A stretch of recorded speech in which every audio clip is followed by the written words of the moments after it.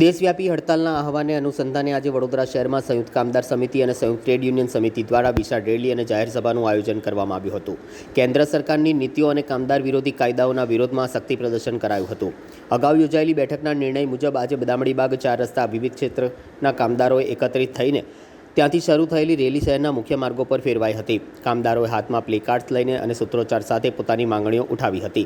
મહાત્મા ગાંધીના ગૃહ ખાતે યોજાયેલી જાહેર સભામાં કામદાર આગેવાનોએ કામદારોના હિતોને અસર કરતા મુદ્દાઓ પર ભાર મૂક્યો હતો અને સરકારને માંગણીઓ સ્વીકારવા અપીલ કરી હતી। આ કાર્યક્રમ દરમિયાન કાયદો અને વ્યવસ્થા જળવાઈ રહે તે માટે પોલીસ દ્વારા ચુસ્ત બંદોબસ્ત પણ ગોઠવવામાં આવ્યો હતો। મોટી સંખ્યામાં હાજરી હોવા છતાં સમગ્ર કાર્યક્રમ શાંતિપૂર્ણ અને શિસ્તબદ્ધ રીતે પૂર્ણ થયો હતો। આગેવાનોએ ચેતવણી આપી હતી કે કામદારોની માંગણીઓ પર યોગ્ય કાર્યવાહી નહીં થાય તો આગામી સમયમાં આંદોલનને વધુ તેજ બનાવાશે।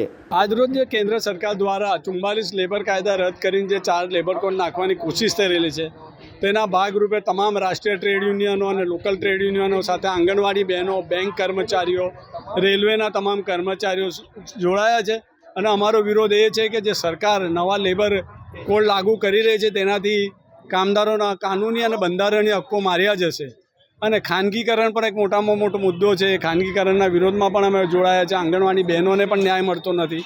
એવા અસંખ્ય મુદ્દા લઈને નવા લેબર કોડ આવવાથી કોર્ટ કમિશનરની નિમણૂક થવાથી લેબર કોર્ટો પણ બંધ થઈ જશે તેવી હાલત થવાની છે।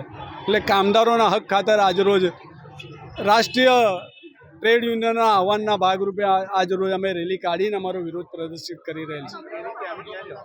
રેલી અહીંથી ગાંધીનગર ગૃહ જશે અને ત્યાં અમારી રેલી ધરણામાં ફેરવાશે।